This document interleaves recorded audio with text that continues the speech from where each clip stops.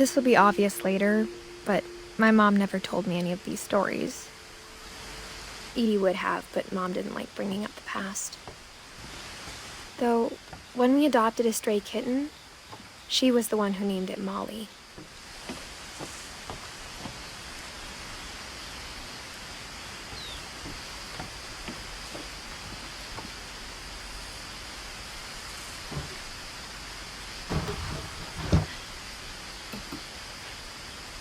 I spent a lot of time in Great-Grandma Edie's room.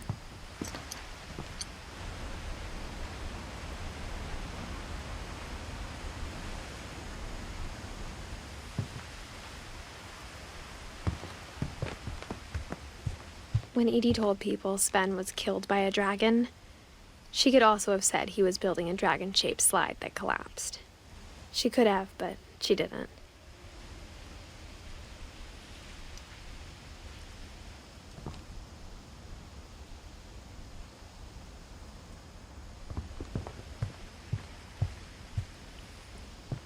Her room was like a museum.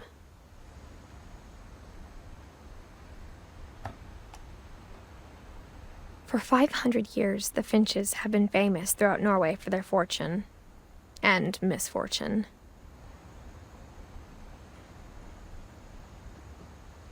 Odin Finch buries the latest victims of the family curse, his wife Ingeborg and their newborn son, Johan. On January 7th, 1937, he set sail with his family and his house, hoping to leave the curse behind. But 40-foot waves off the coast of Washington send the house and Odin to the bottom of the sea. Odin's daughter Edie, with husband Sven and baby Molly, step ashore on their new home, Orcas Island. Odin Finch is the first to be buried in the new family cemetery. His daughter Edie is already dreaming of a new Finch house.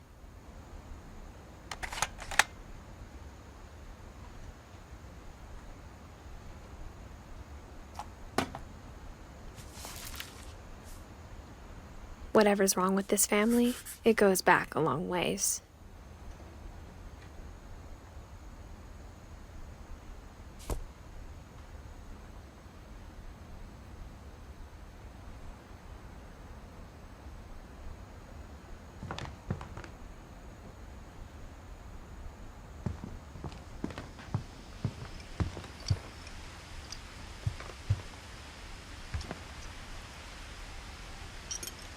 Edie gave a big interview about a mole man living under the Finch house. My mom was furious.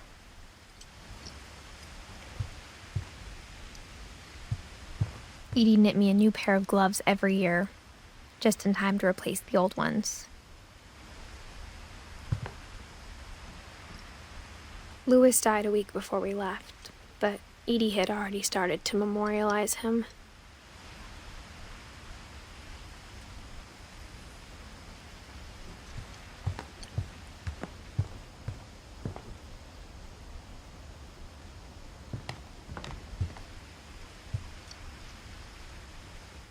I hadn't thought of myself as Edith Jr. for a long, long time.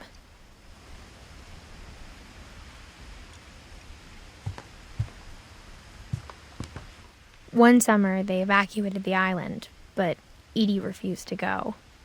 For a few weeks, she was a celebrity.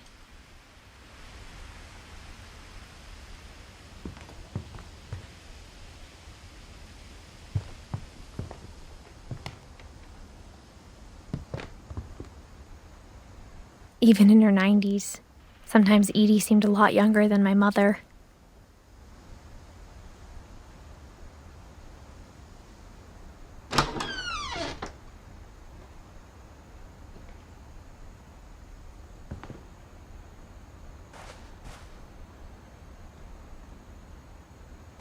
The only trace Grandpa Sam's first wife Kay left on the house was the pink bathroom. It was a pretty big trace.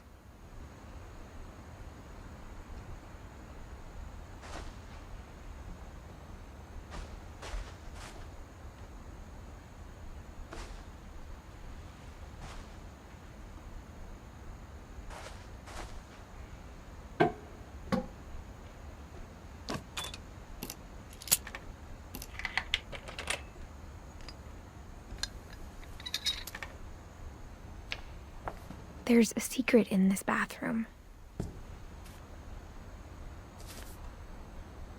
It's in the last place you would look. It isn't in the cupboard. It's hidden in this book.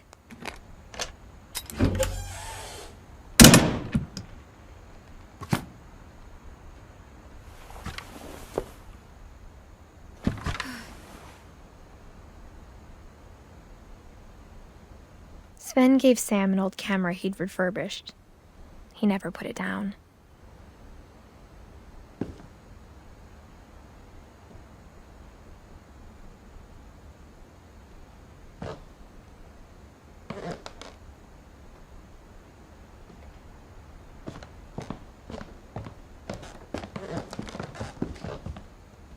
From the paintings on the wall, it was clear my brother Milton had been here before me.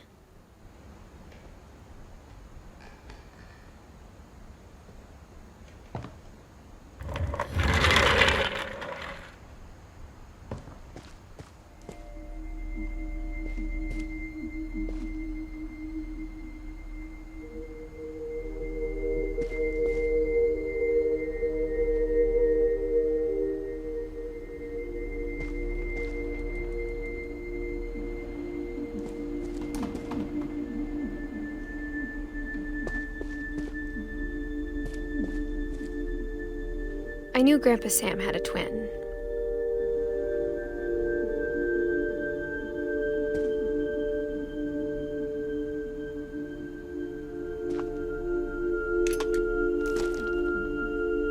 And that he never talked about him.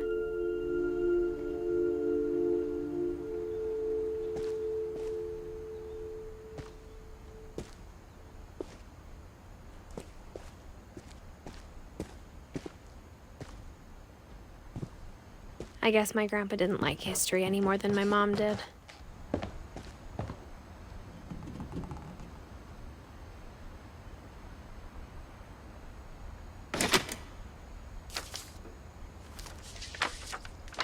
How I Want to Remember My Brother by Sam Finch. The thing I remember is that when he made up his mind, that was it.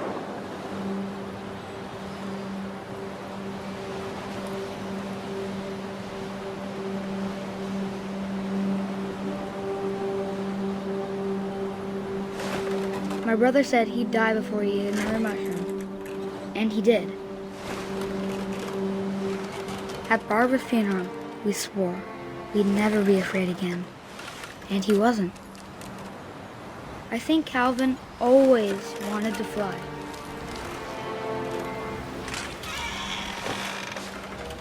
Sam! Calvin! Dinner's ready! Coming! But that day, he finally made up his mind to do it. I told him going around was impossible. Maybe if I hadn't said that.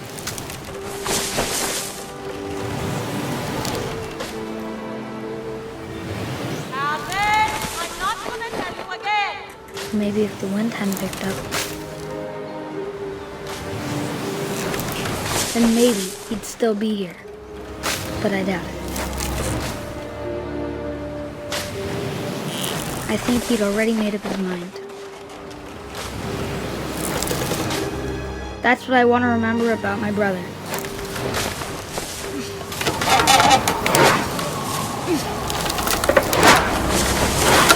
The day he made up his mind to fly. And he did.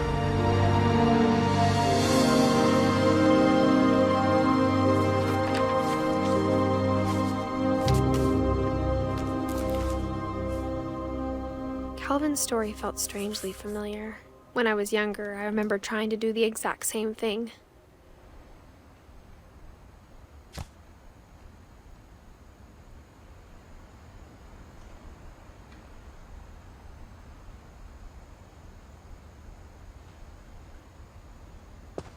After the funeral, Edie roped off Calvin's half of the room.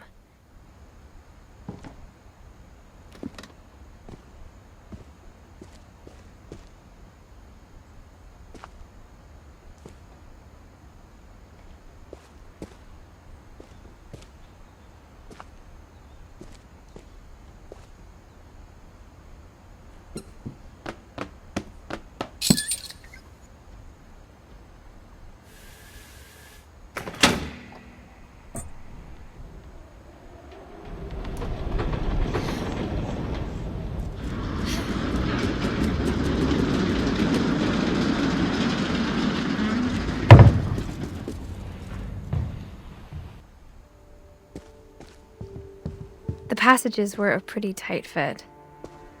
They'd obviously been built for smaller hands and bellies.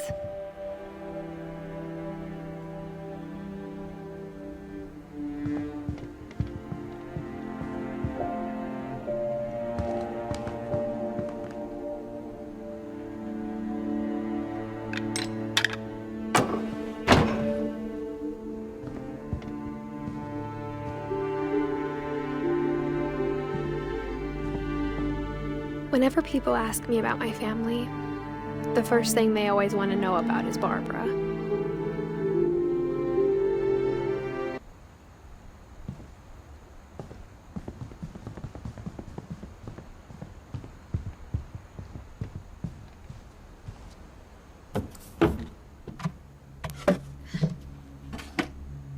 Growing up, I always thought of Barbara as a child star.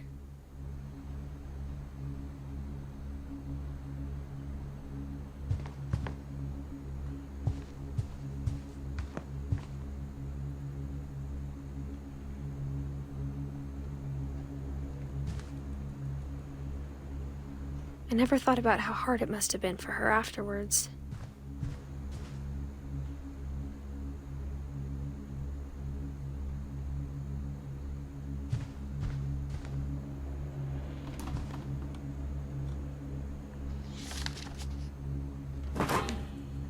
Of all the stories people wrote about Barbara's death, I'm surprised Edie saved this one.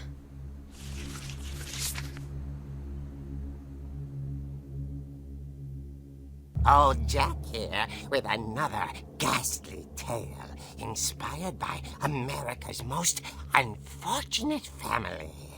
I'm calling it The Surprise Ending of Barbara Finch. As a child star, Barbara was famous for her scream. Now at 16, she was all washed up. A has-been. But in a lucky break, she'd been asked to perform her signature scream at a local convention for monster movie fans. It was just the boost her career needed. Unfortunately, her scream hadn't aged well. Getting better. I think you just need the right motivation. Her biggest fan and current boyfriend, Rick, was about to demonstrate when... Now that was a great scream.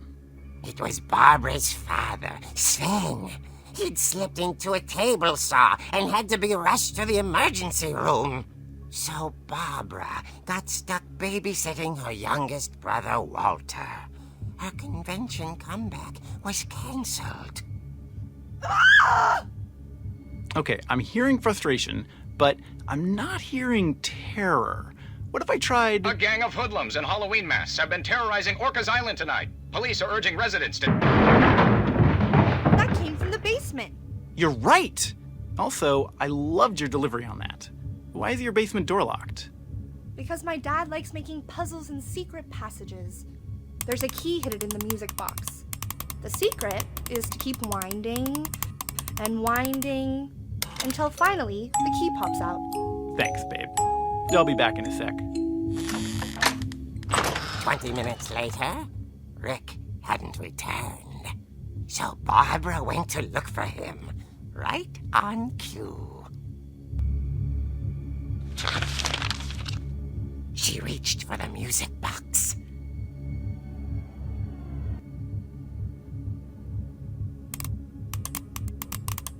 And as she wound the key, she listened for Rick, but the house was silent.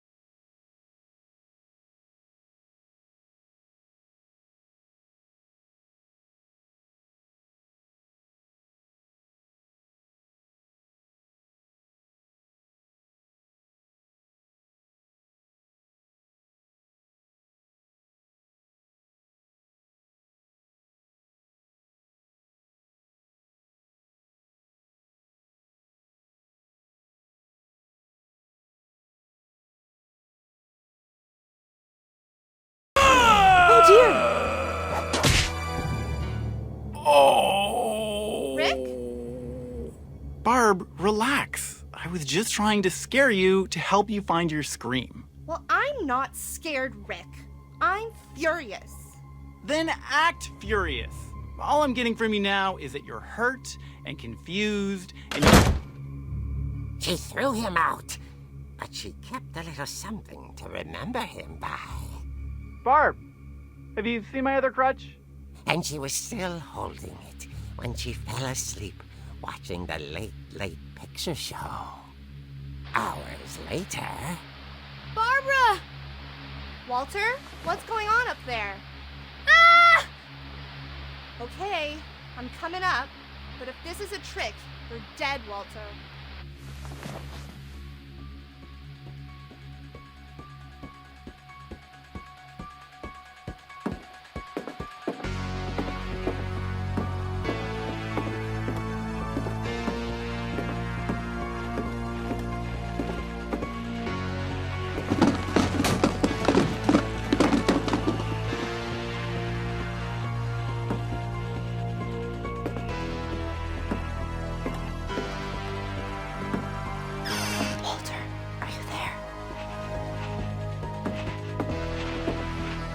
Walter had vanished, but his bedside radio was still on. Orcas Island police describe the man as 6 feet tall, with a steel hook for a hand. Residents are urged to lock all doors and windows and notify the police of any suspicious activity. Barbara turned, saw the hook man, and was speechless. He was quite smashing.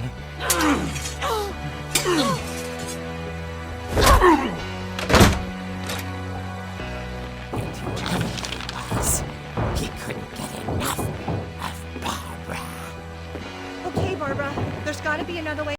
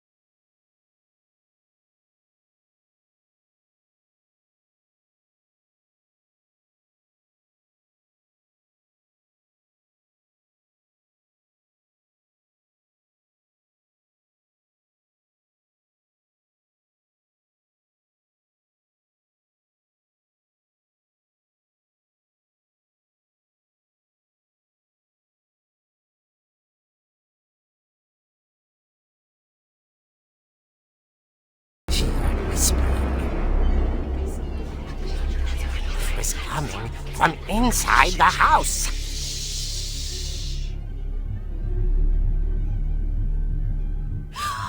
Oh dear. The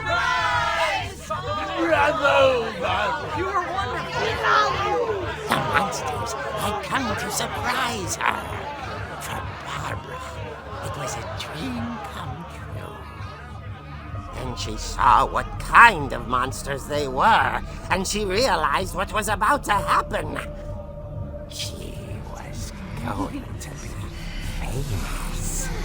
And with her final breath, Barbara Finch gave the performance of her life.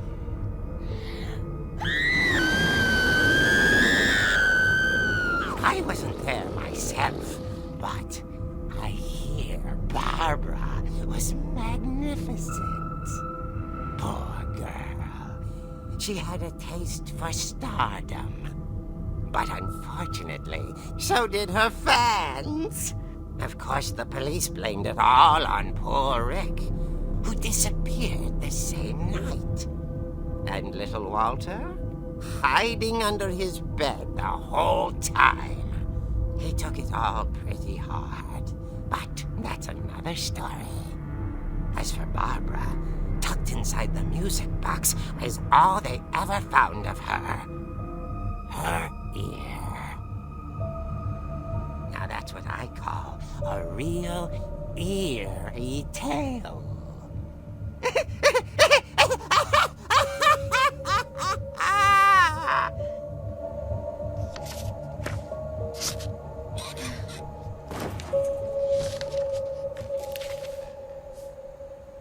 Edie told me all Barbara wanted was to be remembered, as absurd as that comic was. Maybe what Edie saw was a happy ending.